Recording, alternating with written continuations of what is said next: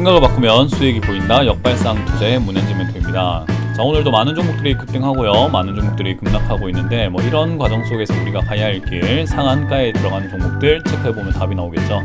도움되신다면 좋아요와 구독 그리고 알람 설정까지 반드시 부탁드리면서 바로 출발해보도록 하겠습니다.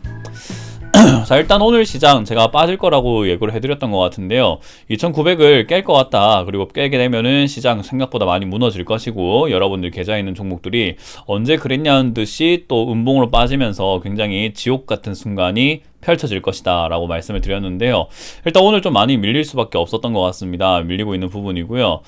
삼성전자가 좀 많이 밀렸죠. 갭을 메울 것인가 메우지 못할 것인가, 그러니까 반등이 나올 것인가에 대한 문제에 있어서 오늘 갭을 이렇게 메우러 가면서 음봉으로 쭉 밀리고 있습니다. 이번에 밀리고 난 다음에 아래쪽에 횡보했던 단계에서 반등이 나와 줄까에 대한 문제가 남아 있을 텐데요, 반등 나오지 않고 밀릴 가능성이 조금 있지 않나. 그리고 오늘 많이 빠졌고 단기간에 한 4일 동안 내리 빠졌기 때문에 단기 반등은 있을 것 같습니다만은 이렇게 조금 길게 봤을 때는 밀릴 가능성이 있다라고 봐야 될 것 같습니다. 어찌됐든 삼성전자 밀리고 하다 보니 시장 전체 분위기가 하락세로 돌아서고 있는 부분인 것 같고요. 아무래도 상승 종목은 88개밖에 안 됩니다. 전부 다 824 종목이 하락을 하고 있고요.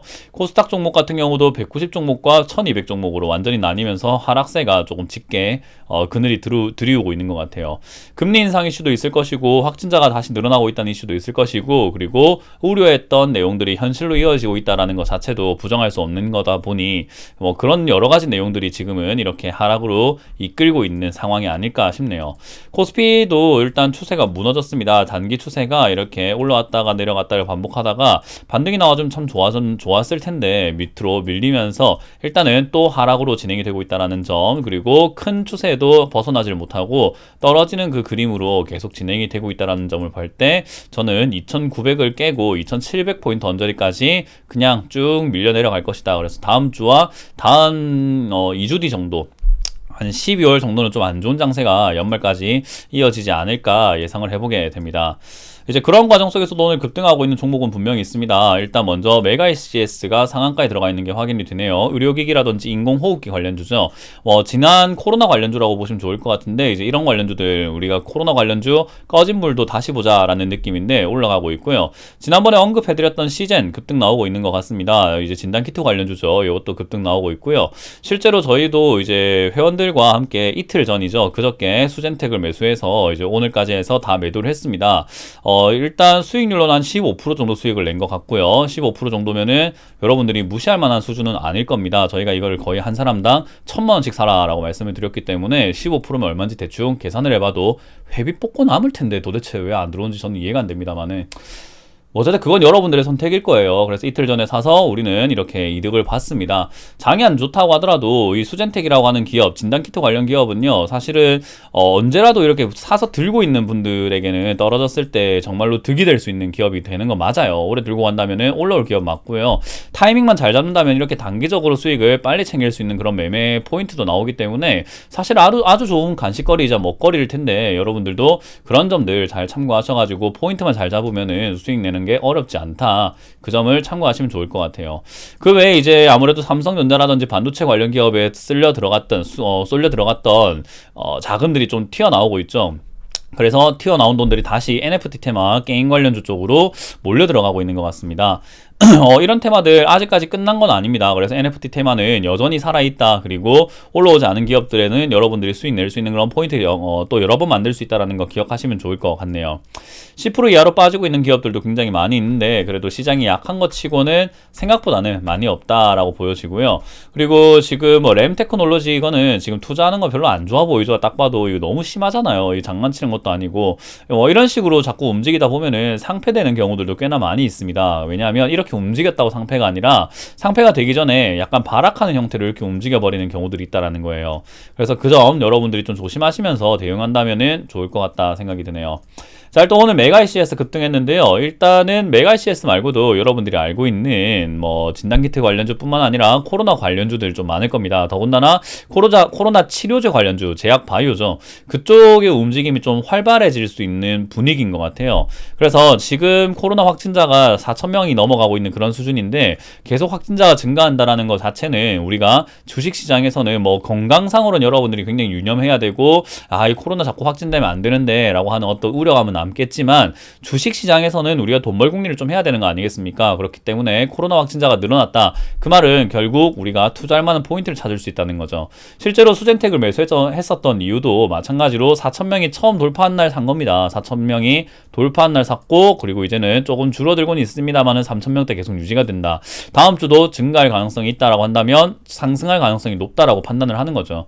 그래서 진단키트 관련주뿐만 아니라 이 코로나 수혜주라고 했던 기업들, 마스크 관련주라든지 우리 손 세정제 관련주, 그리고 음압 병동 관련주 다시 움직일 수 있다는 걸 참고하시고요. 단기적인 수익권은 여기서 조금 창출해낼 수 있지 않을까 생각이 듭니다. 중장기적으로 봤을 때는 사실 지금 떨어지고 있는 기업들이 워낙 많다 보니까 뭐 대부분 다 떨어질 거예요. 음식료 파트도 떨어질 것이고 뭐 여러분들이 들고 있는 종목도 빠질 거고 반도체 장비 업종이든 뭐든 화장품 다 빠질 겁니다. 그래서 뭐 어떤 분들은 저를 굳이 비난하기 위해서 문현진 네가 좋아했던 화장품과 식음료 빠진다라고 이렇게 이야기하시는 분들이 있는데 그거는 장난치는 거죠. 뭐 이렇게 더운데 여름이 왔는데 야 너가 그래도 여기 부산하고 뭐 창원 쪽은 시원할 거라고 하지 않았니? 근데 여기도 덥다. 뭐 그런 이야기 하는 거랑 똑같은 거거든요. 시장 빠지면 어차피 다 빠져요. 그런데 이렇게 빠졌을 때 여러분들이 들고 있는 종목이 괜찮으냐 괜찮지 않느냐를 판단했을 때 여러분들 들고 있는 종목이 어떤 기업인지는 제가 확인할 수는 없지만 화장품 관련주 그리고 식음료 파트 쪽에서 실적이 좀 뒷받침되고 있는 좋은 기업은요 떨어졌을 때 오히려 이제 신규 매수할 수 있는 또는 추가 매수할 수 있는 절호의 찬스가 만들어지게 됩니다.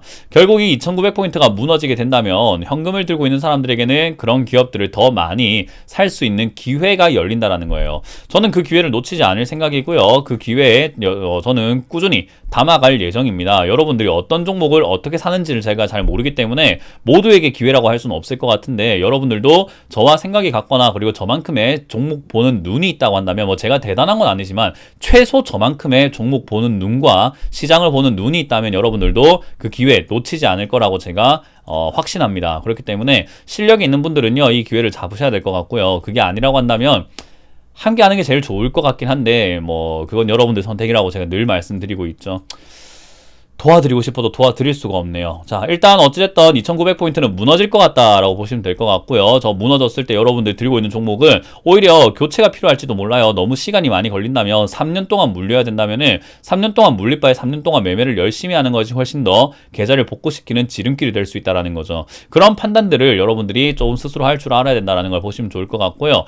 2,900 무너지면 어쨌든 현금 들고 있는 분들께 기회가 오는 거는 100% 확실합니다. 그래서 빠지게 된다면 제 생각에는 2,700포인트 이하까지는 충분히 밀릴 거라고 보고 있고요. 많이 빠지면 2,400까지도 밀릴 것 같은데 여기를 예측하는 건 사실 의미가 없잖아요. 그래서 떨어지는 걸 보고 대응하는 걸로 하겠습니다. 그래서 무료로 이용하시는 분들은 역발상 투자를 꾸준히 보시면 제가 그래도 포인트를 잡아드리고 있기 때문에 그 점을 통해서 힌트를 얻어서 매매하시면 좋을 것 같고요. 그게 아닌 분들은 함께 하시는 길을 선택해 보시는 것도 하나의 방법이다. 그게 제가 아니라도 좋으니 도와줄 수 있는 사람이라고 믿어 의심치 않는다면 빠르게 손을 내밀어서 도와주세요 라고 하는 거 전혀 부끄러운 거 아닙니다. 전혀 돈 아까운 일도 아닐 거라는 거예요.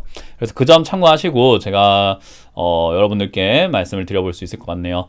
자, 어쨌든 지금 상황에선 코로나 수혜주들 다시 한번 보자. 그리고 실적 좋은 기업들은 그냥 흔들리지 마시고 꿋꿋이 그냥 무겁게 가져가시면서 장기 투자 한번 해보자. 그러면은 볕들날 반드시 온다. 그리고 떨어졌을 때 추가 매수할 수 있는 기회가 또 올 것 같으니 그 기회는 절대 놓쳐서는 안 된다. 현금을 절대로 함부로 남발해서는 안 된다는 거. 현금을 꾹꾹 참으면서 기다리면서 확보해 놓으시길 바라겠습니다.